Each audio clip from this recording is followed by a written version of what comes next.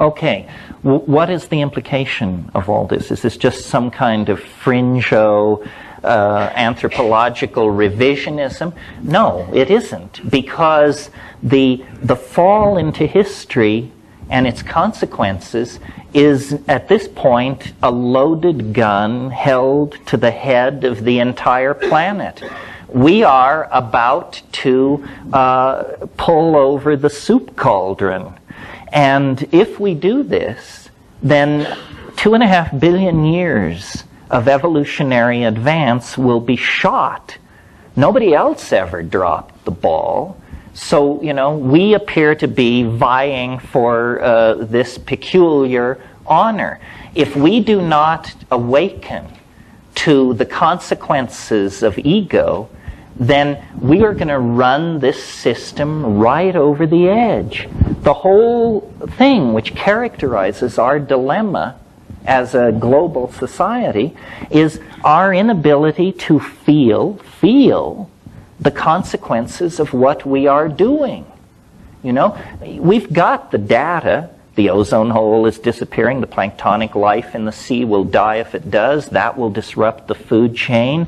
The world food supply will drop by 60%. Everybody who isn't white as a sheet will have to starve in that case, and so forth and so on. I mean, we actually toy not only with our own extinction, but with the extinction of all life on the planet and with the extinction of the idea of dignity and decency itself. Well, I'm not in this psychedelic game because I think it's easy or because I think it's going to be a cinch. I'm in it because I think it's the only game in town. You know, if hortatory preaching could have done the trick, then the Sermon on the Mount would have turned the corner.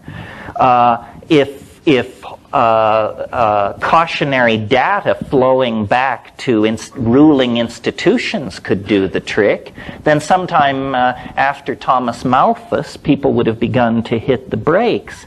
Nothing seems to work. We're sick. We need pharmacological intervention.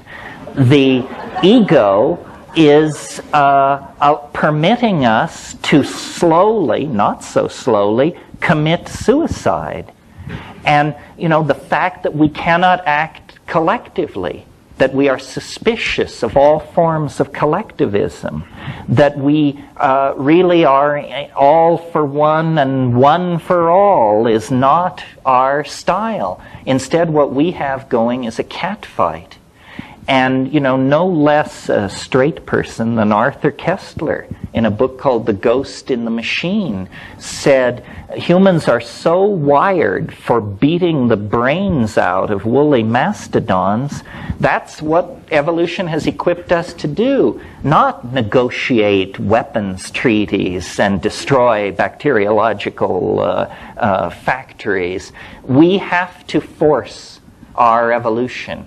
We have to chemically restructure the primate brain so that we do not commit suicide. And the only way to do it in the time left is for the psychedelic community to stand up on its hind legs and roar. And, you know, maybe they'll build camps for us. But the point being, I think there's a moral imperative to try what works. I mean, you know, in the 60s, psychedelics were called consciousness-expanding drugs. A good old phenomenological description. Well, if consciousness does not loom large in the future history of our species, then what the hell kind of future is it going to be? No future at all, I maintain. So if there is even the slightest iota of possibility that these things do what I'm saying they do, then we need to get Johnny Quick on it and check it out, because we may be beyond the point of no return right now. Nobody knows how bad this ozone hole thing is, or what's locked up at Rocky Flats, or behind the Iron Curtain, or dumped in the Arctic Ocean.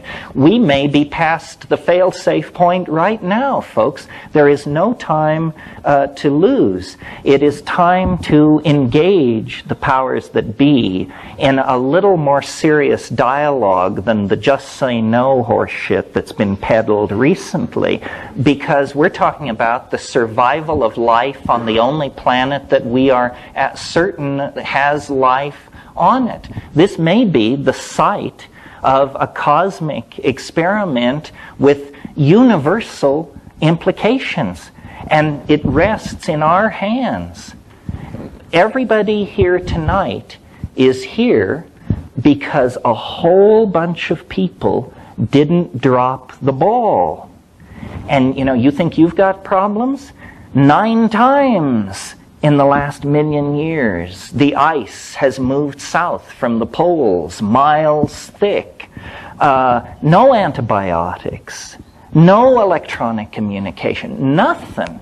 And I'm sure these people were miserable, and they dragged through it, and they lived, and they passed it on. Now we're it.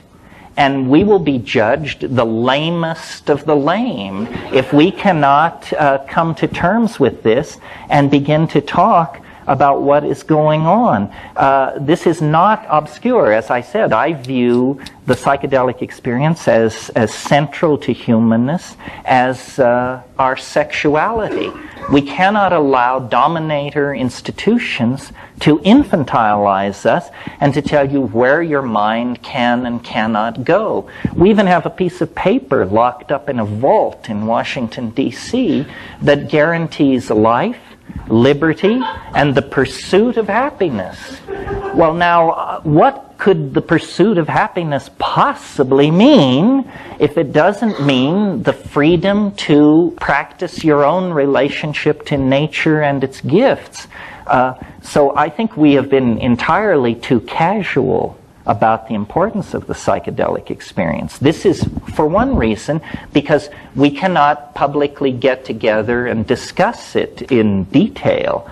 And one of the things that I think is very important about get-togethers like this is, if you will look around, you'll notice that we cannot really be distinguished from the rest of society. Some of us live under bridges, some of us clip coupons. There's a wide spectrum of people here. But this is your affinity group. This is your community. Someone in this room actually has what you need. And, I have acted as a filter, so out of millions living along the Front Range, here we've gotten it down to 200. I can't go any further than that, folks. The rest is up to you. But I want to just for a minute invoke the psychedelic experience without regard to the evolutionary forces that created it or the political institutions that suppress it and so forth, and just say, in case there's some soul in this room who's never had this experience, that this is extraordinary news. We are not talking about something like a dream. It is not like meditation. No, you can't get there by yourself. And Babaji is equally useless, because you and Babaji are starting from the same place in this game. It requires pharmacological perturbation of ordinary neurochemistry in order to see this mystery. And it is a mystery. It is not going to be reduced to the firing of synapses or repressed sexual desires or day residues or anything like that. It is the very thing which all these religions are yammering about. It's there. It's real. I mean, if you think that the world is empty of adventure, then you just haven't been hanging out with the right crowd. I mean, on a Saturday night, within the confines of your own apartment, On 5 grams of psilocybin mushrooms in silent darkness, I guarantee you, you will believe that Ferdinand Magellan should take second place to you.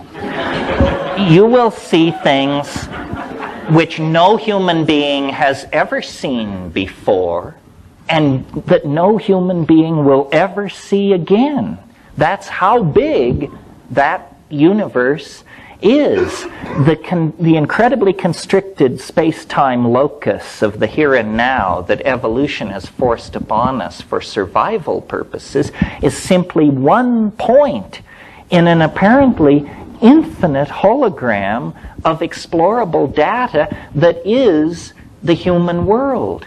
You know, the entire world of every science fiction novel and story ever written is minuscule compared to the universes of strangeness and peculiarity that are accessible to any one of us, if you will but apply the method. And if you're not willing to apply the method, then, you know, you're going to sweep up around the ashram till hell freezes over and not understand what is going on.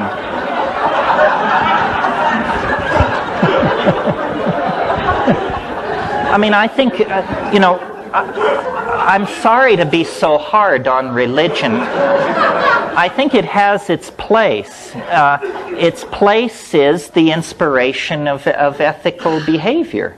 You know, religion should teach ethical behavior.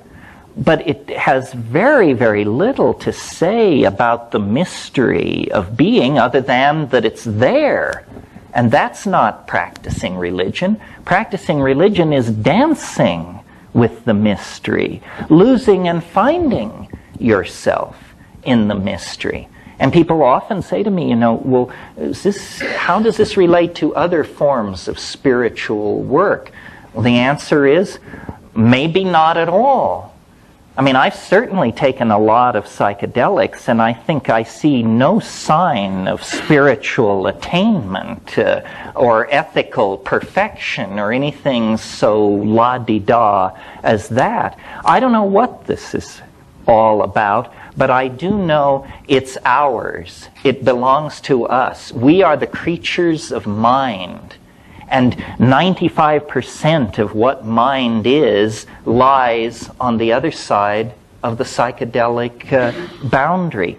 Ordinary consciousness is just like keeping the accounts of life. But there's more to life than the account books. I mean, everything else is out there. The color, the affection, the humor, the terror, the mystery, the incredible strangeness of it all. This is the domain that we want to claim and explore. And if we can find the collective institutional courage to do it, I think this current planetary crisis will be seen for what it really is. And what it is it's not a dying. These are not the last rites for intelligence. This is a birth process.